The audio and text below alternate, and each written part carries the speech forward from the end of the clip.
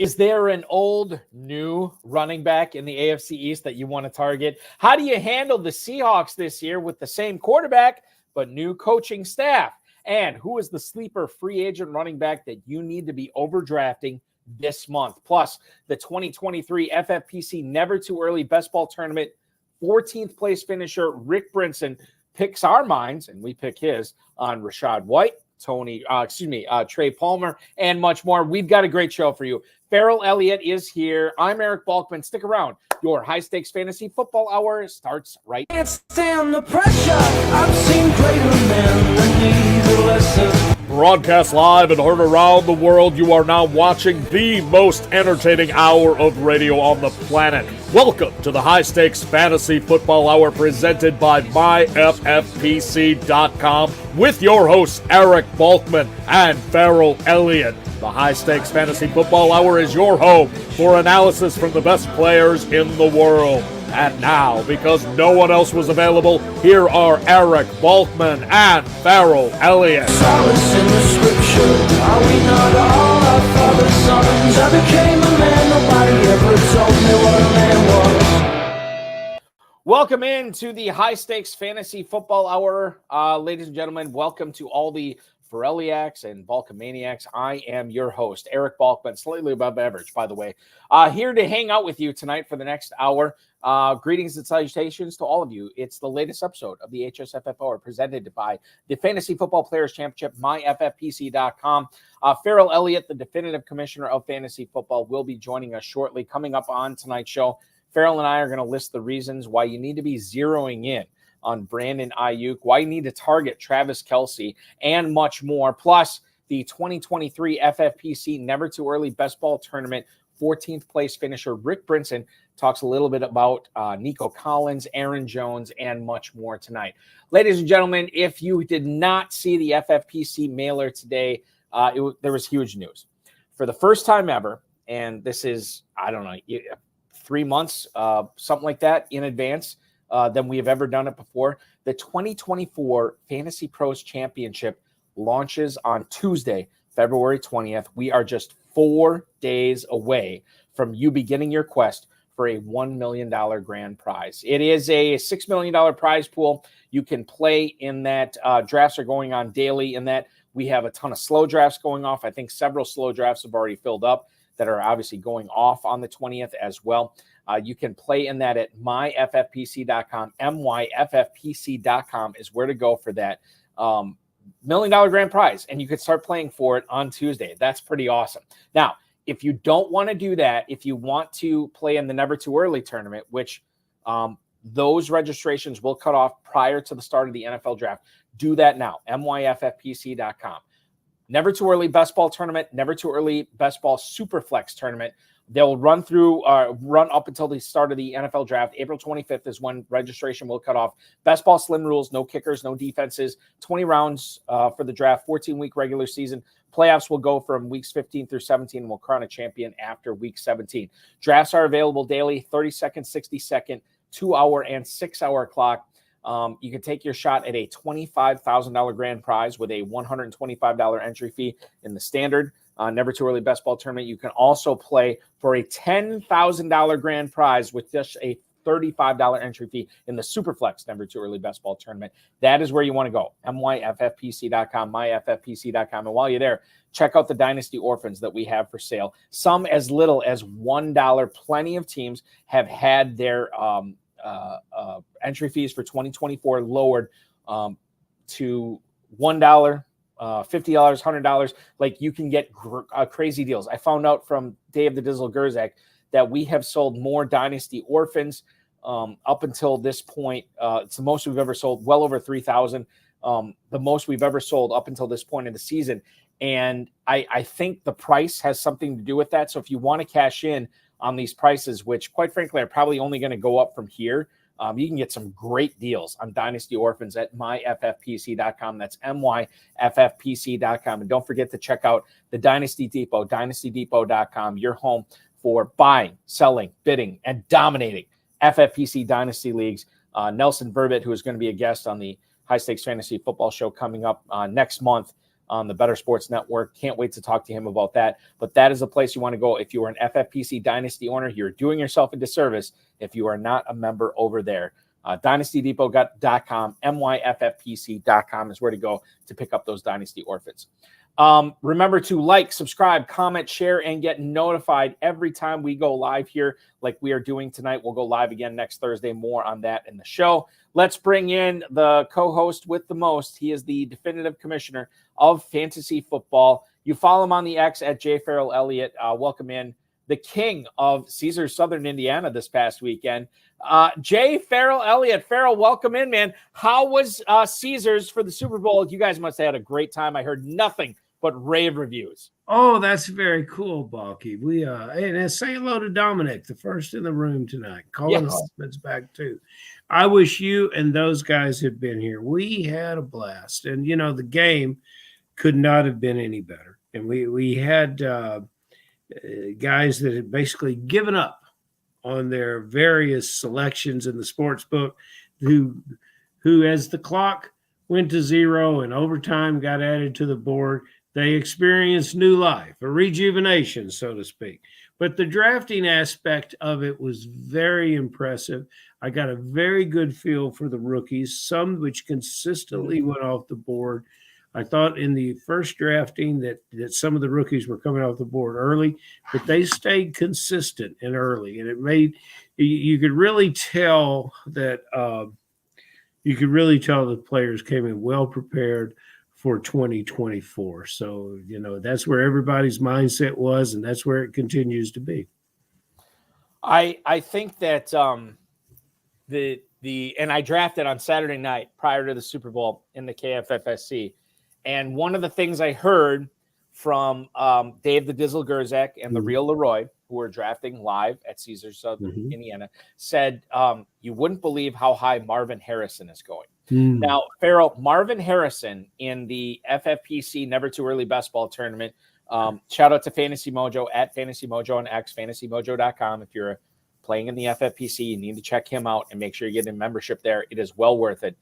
I was looking at him as a mid-third round pick, which struck me as high. But in the KFFSC, where you have to start 3 receivers, he was going at the end of the second, early third round. And I got to believe our good buddy Scott Connor from Dynasty League Football, from Debbie Dynasty Fantasy Football Factory, everything he's doing, chasing the helmet. He had to be a big guy, him and Jay Reed, drafting Marvin Harrison Jr. at the end of the second round. They love him.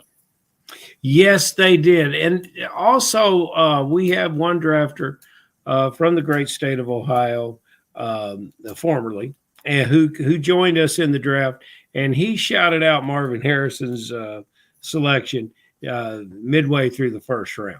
So, he was making a point, and he certainly got his guy. But, yeah, Marvin Harrison, without knowing our landing spot, Marvin Harrison went in front of a lot of receivers that I might have rather had some of those other guys. But you know what? We love when drafters come here and get their guys. And Marvin Harrison was definitely a guy targeted by everyone. January and February are all about getting your guys. This is the one time where, because the ADP is very fluid, it's not set. Whoever you want, you can get right now. That's the beauty of drafting right now. And I love it. I absolutely love it. It's not all about rookies this time of year. There's some free agents. There's some players that are coming off bad years. There are players coming off good years that we need to kind of figure out. And a player that's coming off a bad year, a proven player that is coming off a bad year, resides in New England. He is Ramondre Stevenson, and he told the Boston Globe earlier this week, Ferrell, that he wants to be the featured back for the New England Patriots in 2024. Now, as a reminder, last season, he only played in 12 games. 857 yards from scrimmage, just 4 touchdowns. He was healthy for the first 13 weeks of the season, and quite frankly, he was the lead back for those 13 weeks. 63% of the team snaps is when he was out on the field, 29% opportunity share. Now he is coming up in the final year of his rookie deal. More than 1,400 plus yards in 2022. Let's not forget that. He is looking to get up into that neighborhood in 2024. 4.4 yards per touch last year, a career low 4.0 yards per carry. I got to believe that because there's a new coach there in Gerard Mayo, no Bill Belichick, it's going to come down to him and the GM to figure out what they're going to be doing at running back here, to figure out what Stevenson is going to be doing in 2024. It sounds like, based on the tea leaves there, that Ezekiel Elliott will not be coming back in 2024 for the New England Patriots, which means that it should be wheels up for Ramondre Stevenson. As I look at the mojo on him, and I'm looking specifically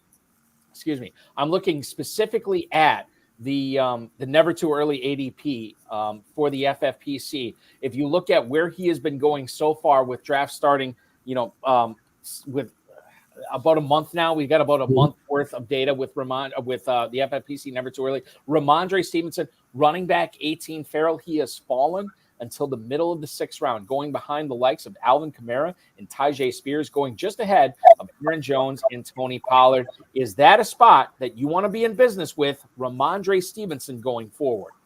Oh, that's a wonderful buy, Balky. And this player is an example of what happens. And I think you could take an X through the entire year for New England.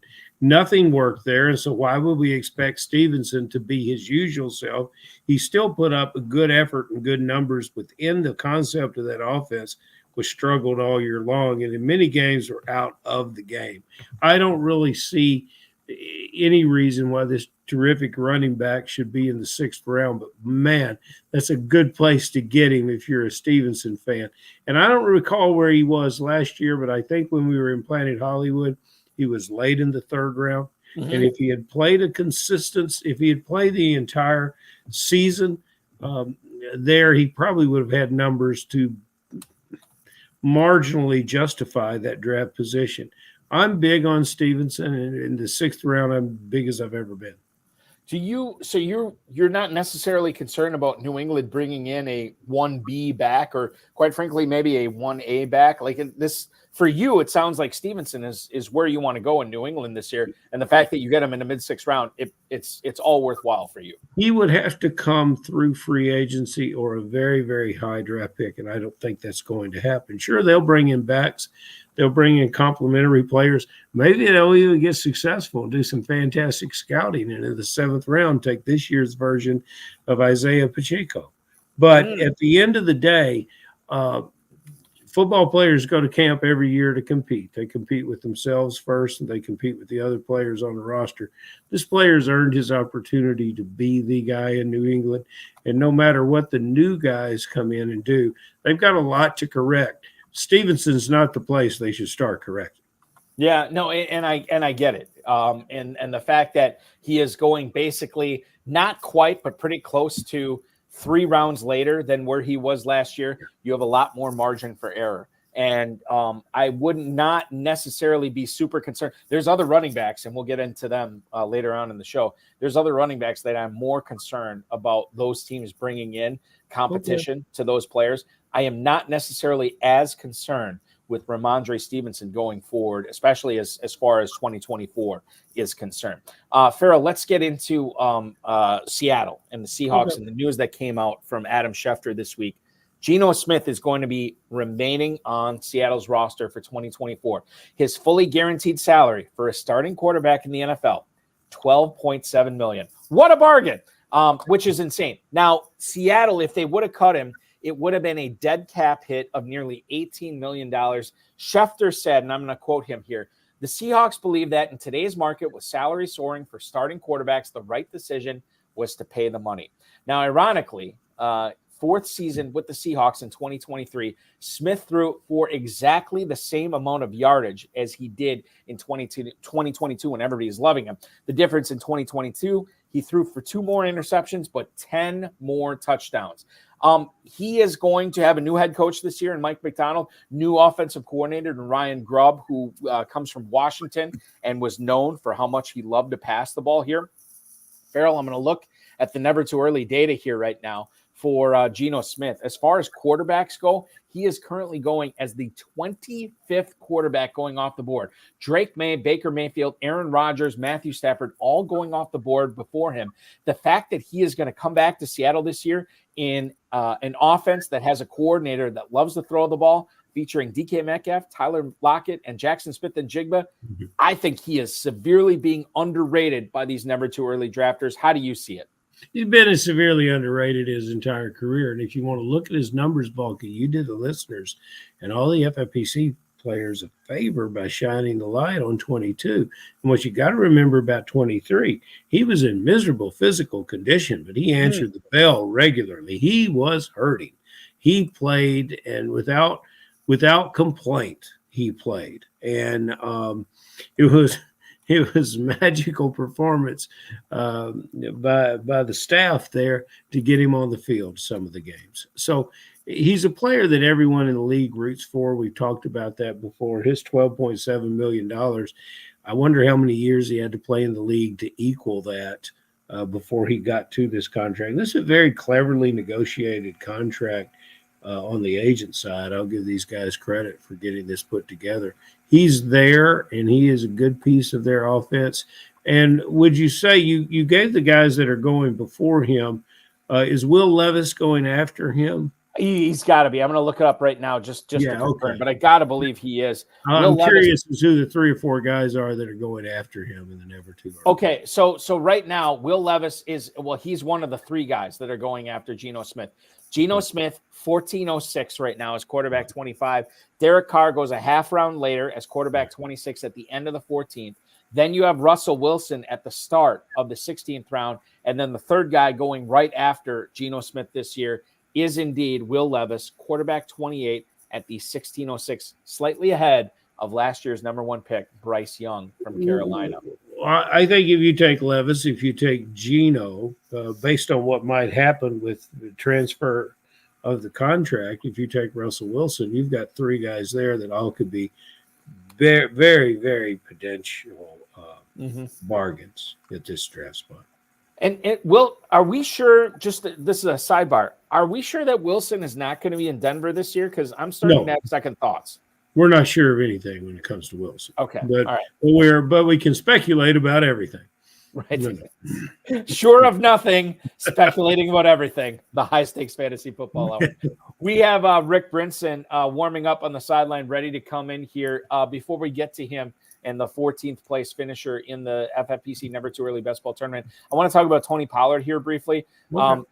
Saad Youssef, who covers the Cowboys for The Athletics, said that the Cowboys should not rule out re-signing Pollard for 2024. He is going to be 27 years old this season. Obviously a bad year for Pollard this past year. He broke his leg in January 2023, and he actually told some reporters that he didn't feel 100% until December this past year from that leg injury. So Youssef, who wrote this for The Athletic, the lesson that we learned from this past season is not that Pollard is not a quality NFL back. It's the fact that he can't be relied on to be the workhorse.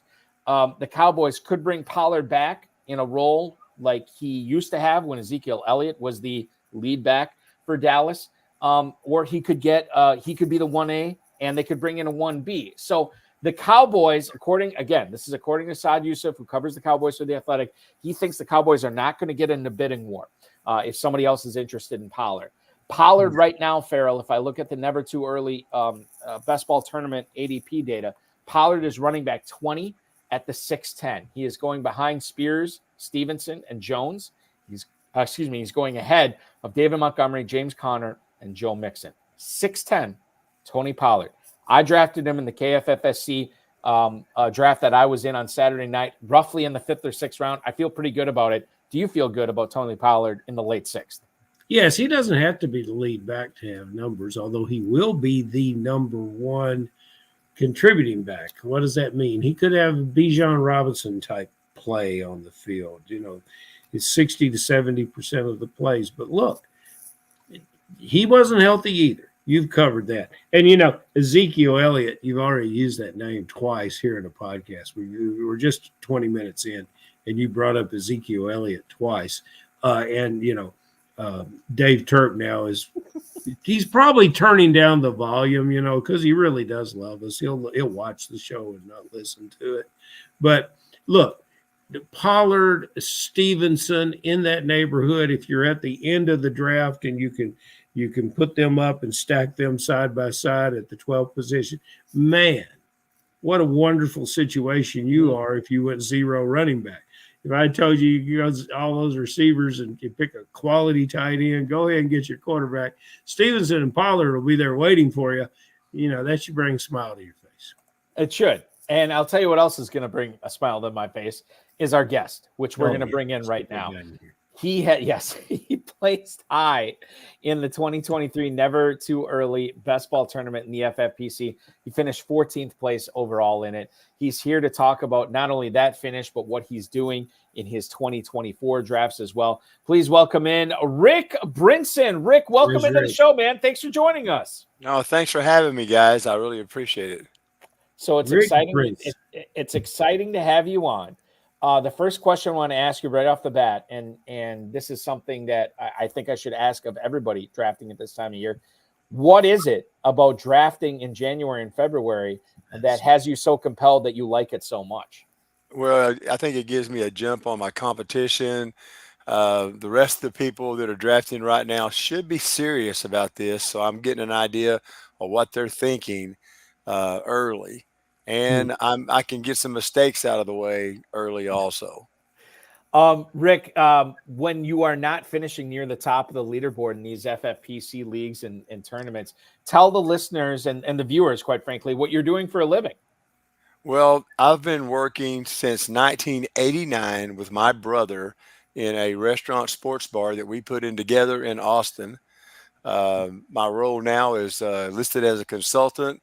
And basically 7 days a week, I do light maintenance before anybody else is there. and primarily, I'm a computer salesperson, a performance consultant for Box Technologies, and that's BOXX. And you probably haven't heard of us because we build computers for specific applications and specific industries. We have a lot of players, not only in the FFPC, but the KFFSC. In Austin and in the surrounding area in Texas. Do you want to give a shout out to the sports bar that you helped? I'd love to. It's the Aussie's Volley Beach Grill and Bar. Oh, that's a lot going on there. Yeah, it's we've got 2 regulation sand volleyball courts out back that are so perfect that the AVP Tour uses them when they come to Austin for play-in. There'll be a whole day of play-ins if they have play-ins. That's fantastic. I'm looking at it right now. God, the photos on this look awesome. But, quite frankly, I'm coming from a northeast Wisconsin where our volleyball courts are covered in snow 11 and a half months out of the year, Rick. So it's a little bit different up here. We're still playing right now. There's a tournament Sunday. Yeah. My wife would love it. She loves beach volleyball, sand volleyball. She's a big fan. We'll have to get down to Austin. And then on what we call West 6th Street, is where some great sports bars are. Little Woodrow's, the Star Bar, the Key Bar, Yard and Parlor. Yeah, we're going to walk past them on our way to Aussie's. We're going to just look at that joint. We're on our way to Aussie's. It's a real nice loop, which I make on a regular basis, sometimes on a bicycle, sometimes on foot. Right. Rick, you got a lot going on, buddy. I'm telling you. What happens at Aussie's during the South by Southwest Music Festival? It depends. If we become a venue, we shut the volleyball down and build a stage in the sand. We haven't done that in about 6 years. So we'll maybe have. Pardon? Yeah, and then sometimes we have a band in the front parking lot. But there's so much going on, and basically we just rack it up from all the people walking from the hotels and from Auditorium Shores, which is just a stone's throw away. That basically we just prepare for one of the busiest times of the year and enjoy it I just enjoy South by Southwest as a music fan. Yeah, you might just have to take a little time off work and just, look the other way then. A lot of time off work. Do you know Ray Sagern? Ray Sagern, a great player, great fantasy player from Austin. We'll have to get you guys together. And I got one more. Balky, we've been using the lead-in song for the show, Pressure from the Quiet Hollers for all these years. They have another Shadwick wrote another song with the line in it, "I got drunk in a bar in Austin." We'll have to see if that was Aussies. You never know. That might have been that might have been the motivation. Now, Rick, I got to look. We're through talking about your good times you have down in Texas, although we look forward to joining you real soon. I don't know about a certain player to the north of Louisville, Kentucky, playing for the Cincinnati Bengals. It's really strange because he's never rostered on any of my teams, because when he's drafted, all the players around him intrigue me much, much more. And you drafted T. Higgins, a player who's coming off a year. You know, we talked about some players, Stevenson, Pollard, less than expectations. T. Higgins, 11 games last year, 42 catches. He had spike games. He had 3 good games. And in those 3 good games last year, one of them against Baltimore, as I recall, those 3 games were about 60% of his statistical performance last year. So what takes you to T. Higgins this year? Healthy Burrows at quarterback. He proved himself. If he stays there, I think he has a much, much bigger role in the offense. And if he doesn't go there, he could be the missing link in Kansas City or many other places where he could either be a 1A or the 1. I saw a blurb the other day that Kansas City would be bringing Tyler Boyd in. And, you know, that was a problem. And, you know, Tyler Boyd catches all the passes, which would be refreshing in Kansas City.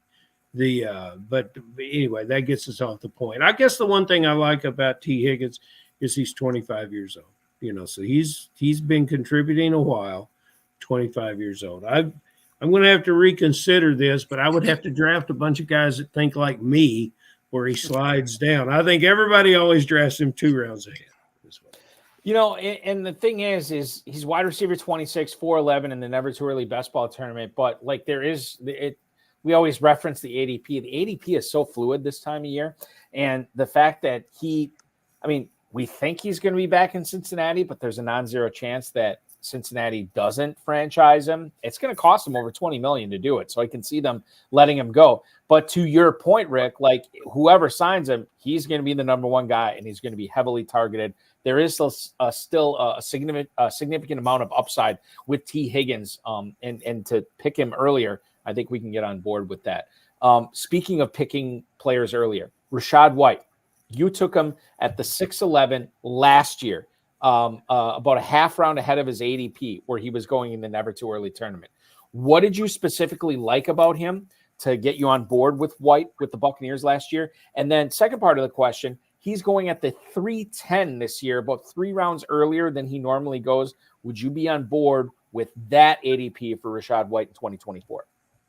I would. And I became enamored with him because I play college fantasy football. And I think it gives me a real leg up on a lot of people because it's a real competitive league and it's really brutal with extra bye weeks and everything else. And so I've got him in 2 keeper leagues and 2 dynasty leagues, you know. I mean, I went all out for him his rookie year. I love that. Did you, deep in the heart of Texas, Balky, see they do things differently down there. Playing everything's bigger. A little college fantasy football while he's building the boxes and making sure the sand's in the right places. Just got a lot going on. Down in Houston, Nico Collins got a lot going on. If there was ever a player that I lined up to get on all my teams last year because I thought that the light switch was going to come on for him, and man, did it ever come on. And when people say, well, he wouldn't have done as well if Tank Dell hadn't been hurt, you know, and I want to hit him because I don't think double-digit targets in 4 games, 9 targets in 2 other games, consistently successful. I see it even becoming better. I think everyone else does too. Here at the KFFSC Super Sunday Draft, where we had 96 teams drafting, not best ball, these are managed teams, Nico Collins regularly in the 2nd round. I think that's just what's happening in the Never-Too-Earlys. and I'm going to say something.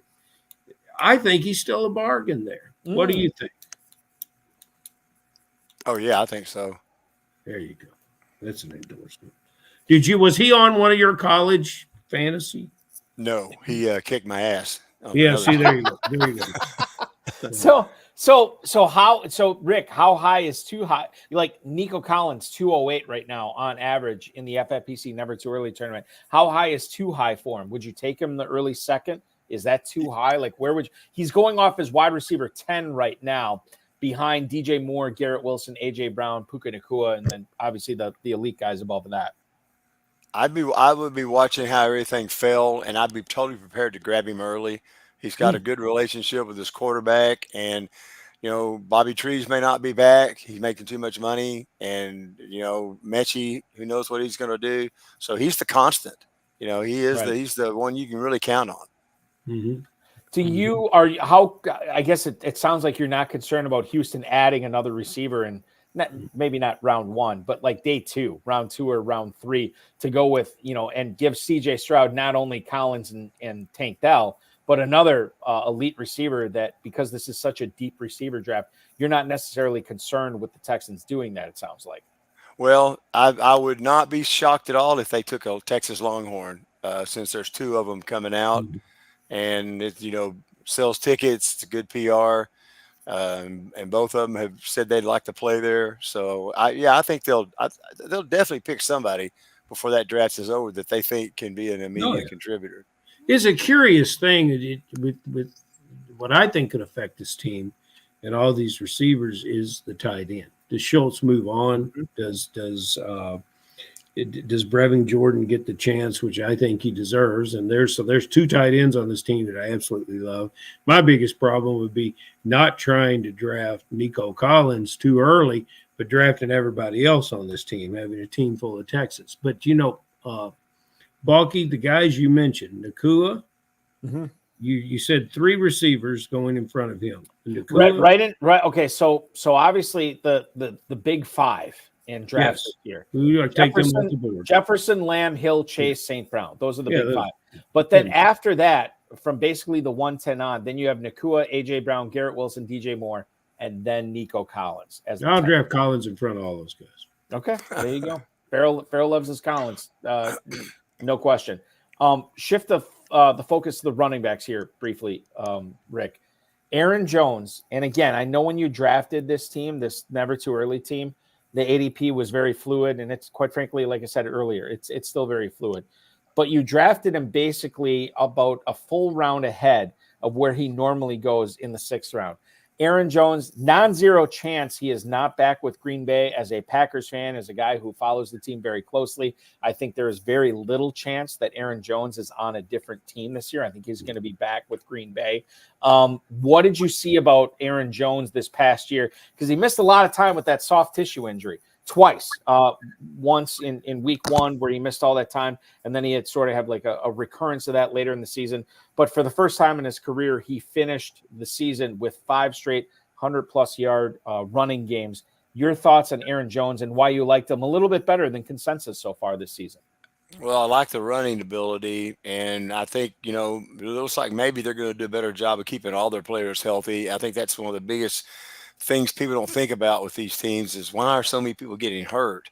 Yep. But Jordan Love is still a young quarterback as far as playing time, and he'll check down faster than some of the other guys will. And he has a lot of young receivers, so he's got more experience catching the ball from Aaron Jones in a way than he does he's starting 3 wide receivers. So I think Jones is going to be really, really busy, and A.J. Dillon doesn't to me, he's not a threat to Aaron Jones's playing time. Only when the ball's near the goal line. Yeah, that's true. Because it's a significant threat. Oh, man. Who's the best bartender at Aussie's? That would be Katie. Katie. Why? We like Katie. We like all Katie. Never met a Katie I didn't like. Okay, good. So let me ask you about this player. And he's a favorite of mine. And you drafted him early. And I thought, well, because his name here during our drafts, it came off the board every draft. That is Trey Palmer. And I thought, when I saw that you drafted him several rounds ahead of what the Mojo tells us is his ADP in the sixth, I thought, well, is that right? And I looked at what we did here, and 15th, 16th round for Trey Palmer. I remember when he transferred. He was a player at LSU that they couldn't get on the field, wouldn't throw the ball. He goes to Nebraska, and he runs past everybody. Is kind of like, it looks like Forrest Gump up there. But then they say he can't run routes. He has route running issues, and that's what labeled him into the late rounds of the draft. 39 catches this year. And I figure at a guy, he's only 23 years old.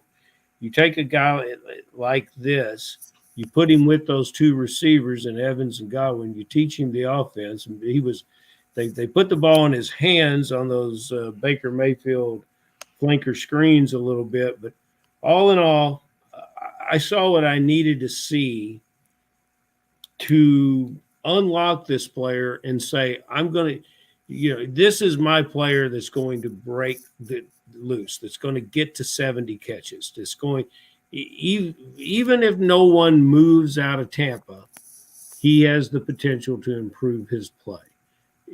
Is that your thoughts on this player, or did you just hit the wrong Palmer earlier in the draft? What's your thoughts? I get confused with. I can confuse him with Josh pretty easy. Well, everything you said is exactly what I was thinking, except one extra thing. Tom Brady liked him his rookie year. Okay, and Brady doesn't tolerate slackers or people who can't run a route, who can't deliver. When Brady throws the ball and you're there and you catch it, I mean, everybody should pay attention. And then he clicked with Mayfield, and hopefully Baker's back. And so I've got, if I made a list of number 3 receivers on different teams, and I'd say who's reliable, who's some of the most reliable number 3 receivers, I got to put him up there real high. I like that. I like that thought process. Of course, Brady liked Scotty Miller too, but we won't hold that against him. I don't think we should hold things against Brady. He was great at the end of the first half of the NFC Championship at Lambeau Field. Fantastic. That game was fantastic for Scotty Miller. Outside of that, I don't know. And the great part about Ian Rappaport actually reported that the Buccaneers have the inside track to re-sign Baker Mayfield. I saw a blurb before we went on the air tonight that it sounds like in the neighborhood of 3 years, $75 million for Mayfield. Nice. And he should be back in Tampa. And if that happens, it's probably, as you said, Rick, good news for Trey Palmer. One of the other things I want to center on, and this gets into a drafting philosophy question here. You took Lamar Jackson in the 3rd round of this Never-Too-Early tournament for 2024. But after you took Lamar Jackson, you still added on 3 additional quarterbacks. And I'm kind of curious as the thought process on why, because a lot of people would draft Lamar Jackson, they take 1, maybe 2 more, but 3 is kind of unprecedented. Your thoughts on why you decided to go with 4 total quarterbacks, including Lamar Jackson? Well, he runs a lot. If he gets hurt, I got to have somebody that's going to be an every game starter for his team. Mm-hmm. And when I picked up Jones from the Giants, there wasn't a whole lot of other potential every down starters, available. And then I got a little crazy and thought, let's grab a couple of potential rookies that I think will do well. And I really like the kid from Michigan, and then the other kid, May. So I'll give them a chance to do something, because in best ball sometimes they're really valuable because of that 1 week when they go off. Yeah, Drake May, quarterback 24. In the end of the 13th round, and then J.J. McCarthy, quarterback 36 at the middle of the 19th round, so basically free. And again, we've seen in some of these best ball tournaments, like you can get these free rookies, especially January, February, where it seems like, oh, what are you doing here? And then it turns out to be a big payday for whoever drafts them at this point. And McCarthy and May both represent the opportunities for some serious returns on those draft picks. Ferrell, go ahead with some more rookie talk here. Well, yeah, in addition to those quarterbacks, do you have the same affinity for other rookies at wide receiver, which I think the class is very good, although not very deep? Do you like the running backs? There seems to be one tight end that's separated from all the rest. What other rookies did you want to talk about? Well, I like the two rookie receivers, Worthy and the other guy from Texas, a lot. Mm-hmm. You know, I mean, I got to see them a little more than other ones, but I had a championship college league team, and I had Adunza, and I had Mitchell from Texas, and I had one more killer receiver. And so, you know, they do good for me, and I watch them for a whole season or a few seasons in college, and I really like Rome Adunza. I mean, I think that he's kind of – we're all talking about Marvin Jr. and about the two kids from LSU. And then I'll tell you who I also like. I like Ricky Pearsall. Just, you know, it seems like he just doesn't miss. He runs perfect routes, and he's not afraid to go over the middle, runs into people. I don't know. He can't think who it is he reminds me of. Maybe he reminds me of the little guys that always played for the Patriots, like Edelman, that were just tough as nails. Mm-hmm. Yeah, you love a player like that. And, you know, based on the geographical locations of some of these players, you spent a lot of late Saturday nights watching football, didn't you? There's a lot of West Coasters in here that you're eyeballing pretty good here. Man, based on the college football schedules, setting your lineup for college football fantasy must be a wild experience. That's something. I'm waiting for someone to warm up to Jamari Thrash from University of Louisville. He had a great Senior Bowl, and nobody's talking about him. And I think he's a third-round receiver that'll get in there. So that's one I'm going to add to you, to your list that I want you to follow. And I will. I'd like to have your opinion about it. Ferrell, last night when I was doing the High Stakes Fantasy Football Show on the Better Sports Network, I had Todd Burrows, Best Ball NFL on the X, and I was trying to sell him on Jamari Thrash, and he's like, "Yeah, it's Jamari Thrash. What? Why are you so integrated?" And I said, "Well, you know, Ferrell's a big fan of Jamari Thrash." And then Todd right away said, "So where did this Jamari Thrash go to school? Was this a high school in Kentucky?" I said, "Well, he was at Louisville this past year." And Todd's like, "Oh, that explains it." But I think you're onto something with Jamari. Todd might have to. Some of that commentary is putting Todd in a bad spot. You know, please stop too soon was what that should come out.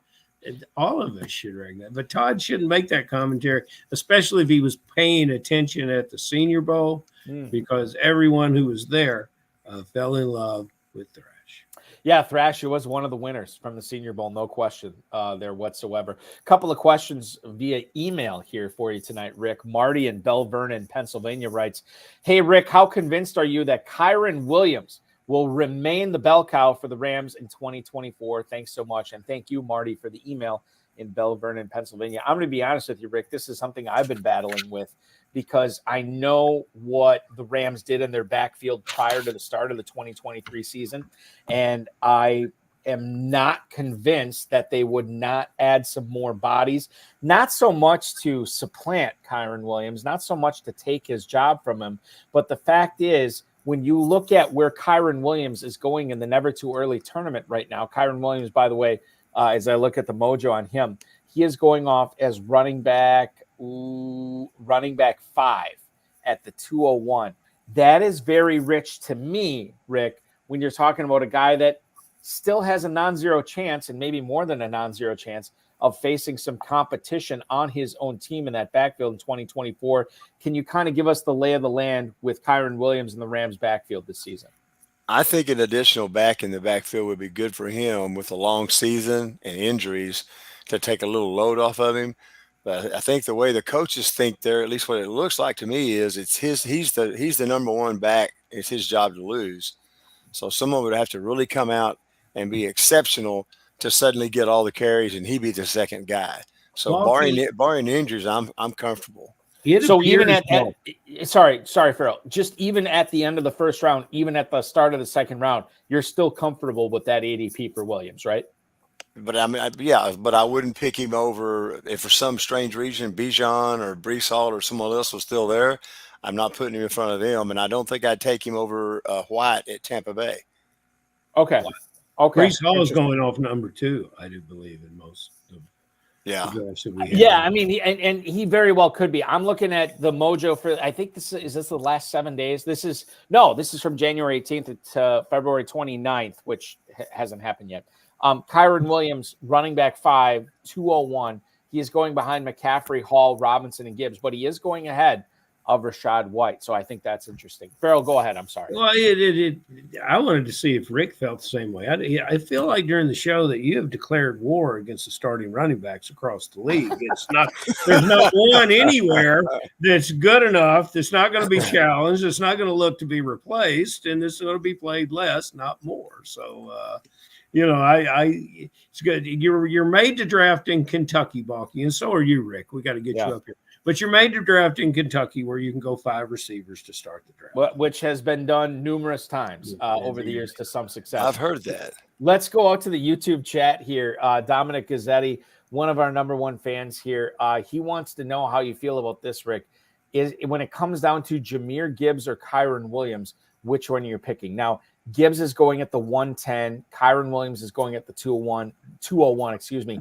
Very, very close in ADP. Would you take Kyron Williams over Jahmyr Gibbs, who we know is going to be facing direct competition for goal line carries, for inside the 5 carries, and just inside the tackle carries with David Montgomery? I think I would take Gibbs at this time right now.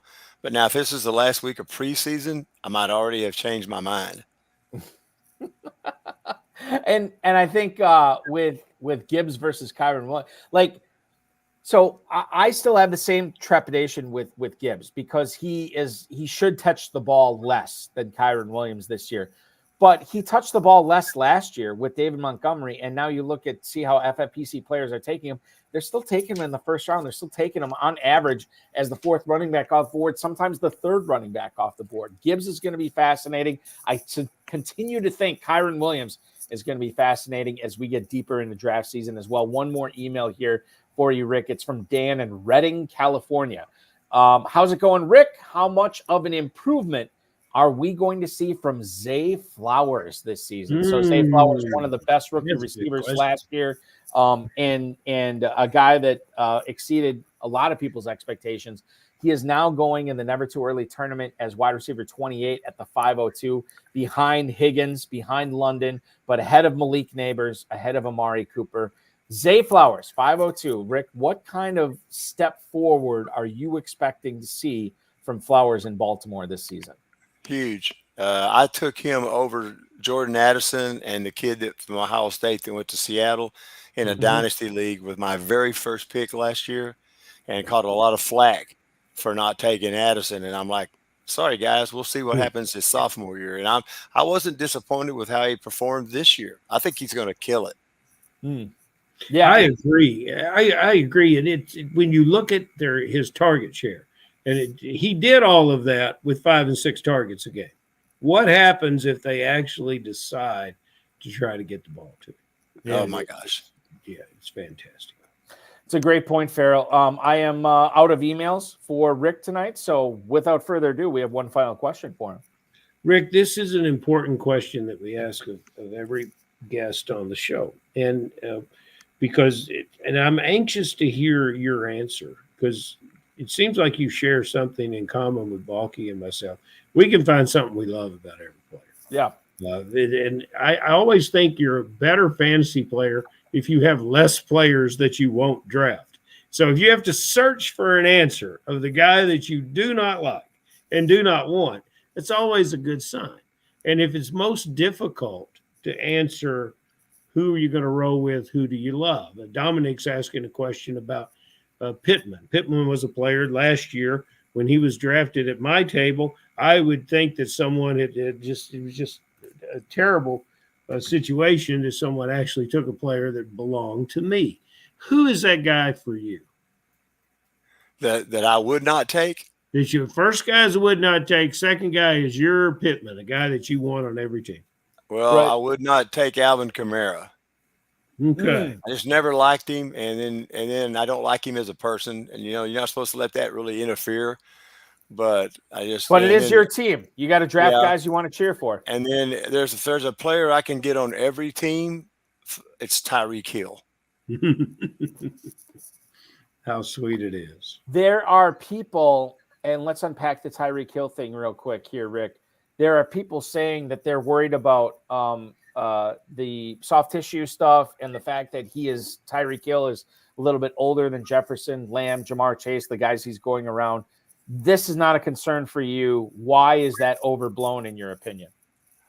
I just got to see it happen to believe it. I've got to think that he knows that. He knows his body, and he wants the record that he almost got.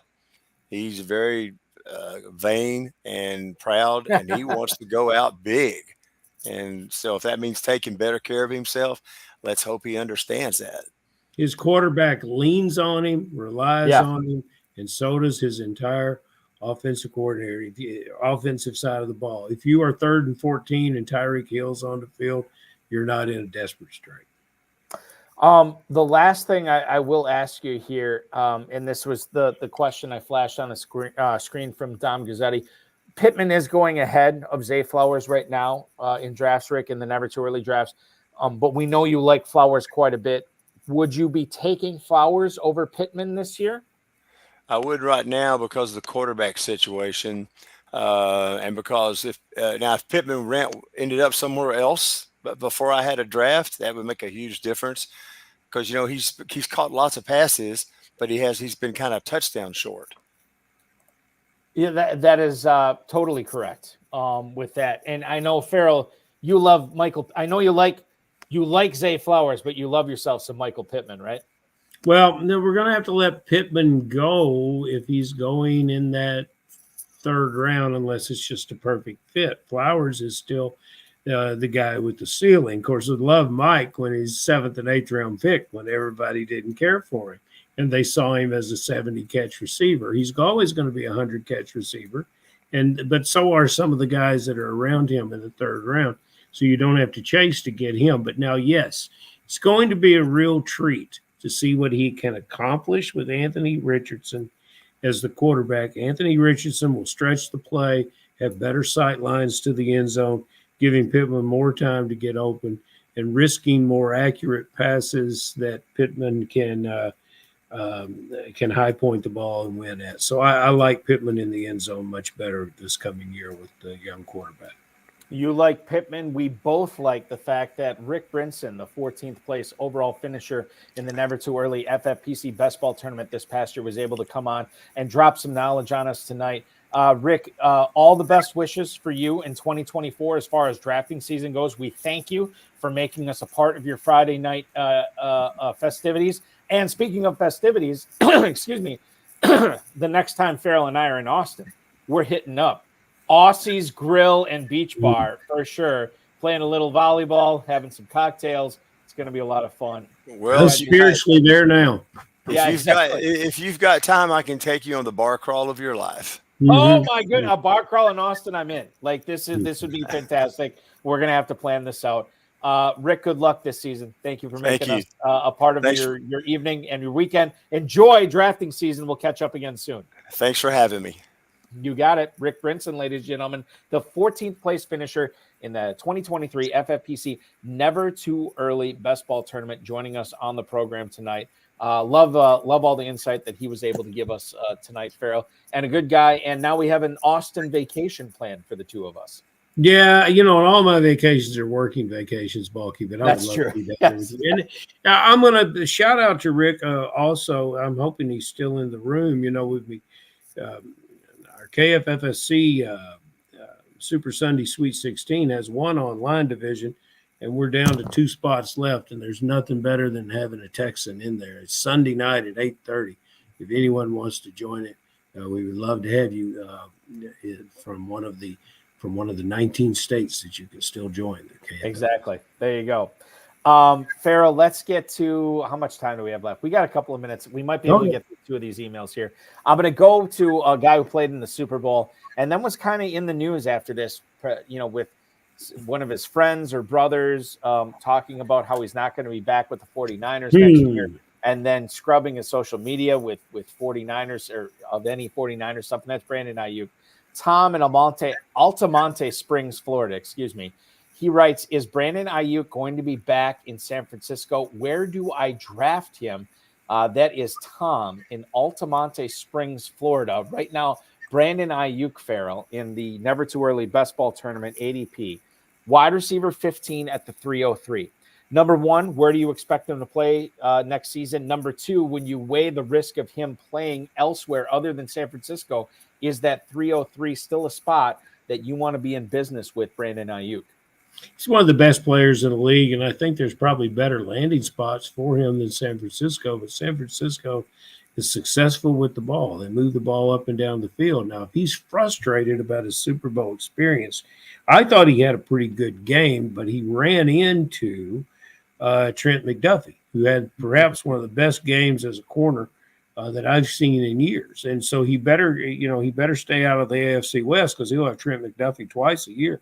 And the defensive coordinator, you talk about these coaches that have 2 weeks to get ready for a team, and what a great job that Spagnuolo did to get this defense ready, because the 49ers thought they were looking at one thing, ended up looking at another. Were very, very confused. They looked sloppy doing it. Ayuk didn't catch any balls. How many balls did tight end catch? There wasn't very many. I think it was one. It was one. Deebo Samuel, it was a bad, he had some injury issues. Perhaps it was a hamstring. Whatever it was McDuffie, and to a lesser degree, but still a contributing degree, Snead. And, the defensive line in their rotation, they rotate 6 guys, and they all played well. Dominic's already dug it up, and he's got the answer right there. Yeah, it was, and I didn't think it was Ayuk posting it on social media. He kind of walked it back a little bit when somebody asked him about it, but it sounded like it was, like I said, like a friend of Ayuk or a relation saying that, oh, this is why we're not going to be in San Francisco next year. I always take that with a grain of salt. And the social media is very confusing. I'm sending the stuff to wrong people all the time, and it's just, but with friends like this, Ayuk, I don't think you need many enemies. The other thing I'll bring up from the Super Bowl, and this will be our last email of the night, Travis Kelce, Ferrell. I had talked to you on this show about how I was ready to move on from him after what I saw at the end of the regular season in 2023. And then the playoffs started, and this guy looked like he has not only not lost a step, but he looks as good as ever. When you factor that in, and the email that we have tonight about Travis Kelce, hey guys, has Travis Kelce earned more of our trust going into 2024? Thanks. That's Doug in Golden Valley, Minnesota. And definitely on my end, I was wrong about him. The death of Travis Kelce from fantasy purposes is definitely over-exaggerated. And Travis Kelce is now, for the first time in forever, not going off right now as the number one tight end. He's going as the number 2 tight end behind Sam Laporta. Travis Kelce, a guy who was going as the 101 in many fantasy pros drafts and main event drafts last year, has fallen, Ferrell, all the way to 211. In fact, he has gone as late as the 311 in a couple of Never-Too-Early drafts. What? So, yeah, exactly. This is insane value for Travis Kelce, and you're in a tight end premium league. Man, I think this is something you got to hop all over. I love Kelce at the end of the second round. Well, the one I'm in, that's where I took him. I had the second pick, so that would have been at the end of the second round. Balky, I think your intermittent dissatisfaction with Kelce it was a degenerative quality of the fact that you're hanging out with a bad crowd during the week. Yeah. And then as you approach the weekend, and you talk to guys like Mr. Brinson, you get back, when our regulars come in and chat with us, you get back to where you need to be. You're known by the company you keep. And and Travis Kelce's known by the company he keeps. He's got the best quarterback in the game. He's got a great offensive mind running the offense there in the head coach and the OC. Rashee Rice developed himself as one of the better receivers in the game. And then Pacheco, the running back, is, just every time you watch him run, it's just fantastic to watch him. And, he had the exchange with the coach during the game. And I'm not for sure, but I think that I can imagine that during the week, he was promised that he would not come out in any goal line situations. And then he looks up and the backup, Noah Gray, is in the huddle. So you can't just say, well, go. You got to get off the field or you'll have a time violation.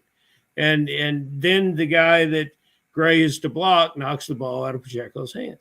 And sure, it's that desire to be, he's not back there rolling his eyes. He's confronting the coach.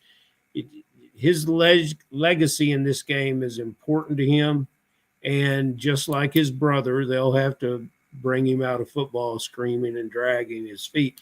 And so this is the kind of player he is. And if you get him at 80%, you've got 80%, you've got some percentage more than what you've got from all the other tight ends. Yeah, and I think that's the thing to look at. Like, you got to understand, like, and I come back to this. Has Travis Kelce done so little in 2023 that he has fallen nearly 2 full rounds? I don't think so. So I am definitely on board with taking Travis Kelce. He's got maybe the greatest quarterback we've ever seen throwing to him. Still no answers at wide receiver, and he's won a Super Bowl the last 2 years, being the number one target there. I think that continues going forward. I think we're going to continue to do this show going forward, including next Friday, when we will welcome back the definitive commissioner of fantasy football, Ferrell Elliott, KFFSC.com, at jferrellelliott on the X. And, of course, get in that Sweet 16 that is available. Sunday night draft. What did you say? 2 spots left in that? 2 spots left in it. You're not doing anything Sunday night, are you? Yeah, no, I should actually hop in. I should actually hop in that draft. That I like Daytona 500 is the only thing I'm watching on Sunday, and that'll be long over with. Be prior to 8:30 Eastern. If Rick gets in there, you might have second thoughts. But I don't want to see him next to me. That's for sure. Yeah, I do. If I didn't get to ask Rick if he comes to Planet Hollywood, but quite honestly, I encourage all the players to come in. Yeah. Planet Hollywood. I tell Rick that's going to be a big weekend in Austin. He just might want to stay there. Yeah. Oh, for sure. It could be a big weekend in Austin. So, it's gonna be a big weekend for sure. We'll send him to draft boards. Yeah, yes, we will. And Ferrell, I will send you the instructions next week on who we're going to have as a guest, which I'll tell everybody at the end of the show. He was in the chat room tonight. We'll talk about that later on. Enjoy your weekend, dude. Thanks so much. Thank you. That is Ferrell Elliott, the definitive commissioner of fantasy football. KFFSC.com is where to go and play in the Kentucky Fantasy Football State Championship, including that 8:30 p.m. Sunday night draft, which is less than 48 hours away. Sign up now. I might be seeing you in there as well. I want to thank not only Ferrell Elliott, I want to thank our guest tonight, Rick Brinson, the 14th place finisher in the FFPC Never-Too-Early Best Ball Tournament. I want to thank the FFPC, Rob, Bryce, and, of course, each and every one of you. We will be back at 10 o'clock next Friday. We are going to have, and there's no good way to say this because this dude did a ton this year, 6th place in the FFPC Best Ball Tournament, 2nd place in the world famous FFPC Playoff Challenge, and then 1st and 2nd place in the $35 FFPC Playoff Challenge this year. Cullen Hoffman, a winner of $260,000. He is going to be our guest next week. So much stuff to talk about with him, not only with the playoff challenge, but with best ball as well. So he will be joining us next Friday night. Watch last night's High Stakes Fantasy Football Show on the Better Sports Network on any of the FFPC social media channels. We had Todd Burrows last night from the Run to Daylight podcast and, of course, Sharp Football Analysis. We'll be on live, just confirmed, this Thursday, 7 p.m. Eastern Time. Dynasty Fantasy Football Factory and Dynasty Football Maven, Shane Hallam. All your Debbie questions, Dynasty questions, draft questions, Triple D, Dynasty, Debbie, draft. He knows it all. Shane P. Hallam will be my guest co-host, 7 o'clock on Thursday. That's going to be a lot of fun. The 2024 Fantasy Pros Championship will launch Tuesday, February 20th. That's this upcoming Tuesday. A $1 million grand prize in a $6 million prize pool. myffpc.com is where to go to that. That's also the same place you want to go, myffpc.com, to play in the Never-Too-Early Best Ball tournaments. They will run all the way up until the start of the NFL draft. No kickers, no defenses, 20-round draft. Best ball slim rules, 14-week regular season. We will have playoffs in weeks 15 through 17, and then a champion crowned after that. Drafts are available with a 30-second, 60-second, 2-hour, and 6-hour clock. Make sure you are popping in there to take advantage of winning a $25,000 grand prize at just a $125 entry fee, or a $10,000 grand prize with a $35 entry fee as well. myffpc.com is where to go for that, as well to pick up some Dynasty Orphan teams. We have sold a ton of Dynasty Orphan teams at really, really good prices. There still remain plenty of Dynasty Orphans out there at really, really good prices. Register now, get those Dynasty Orphans on your team, and play fantasy football 365 days a year. myffpc.com, myffpc.com. Remember to like this video, subscribe to the channel, comment on this video, share it with your friends, share it with your enemies, and hit that notification bell so you know every time we go live, which will once again be Thursday night, 7 o'clock, myself and Shane Hallam on the High Stakes Fantasy Football Show. Thank you so much for watching, everybody. I hope the NFL season in 2023 was great for you. 2024 season is just beginning at the FFPC. Quite frankly, some would say we're already in full swing. So get your drafting in now. Your weekend officially starts now.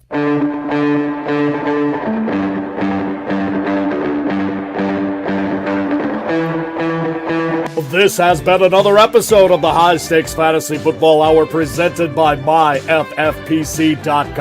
It was broadcast live and was watched around the world. Balky and Ferrell will be back next week with more analysis, more interviews, and more advice from guests much smarter than they are. Thanks for watching, and we'll talk with you again next week.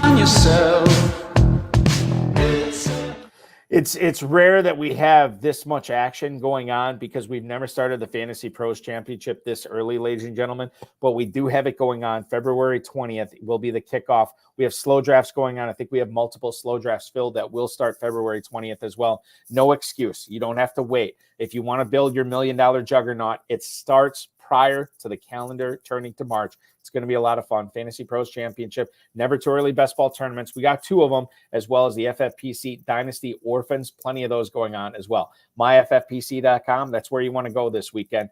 I enjoy drafting fantasy football leagues. And, of course, KFFSC.com is where you can draft as well. Check that out. We will talk with you again a week from today. Thanks for watching, everybody.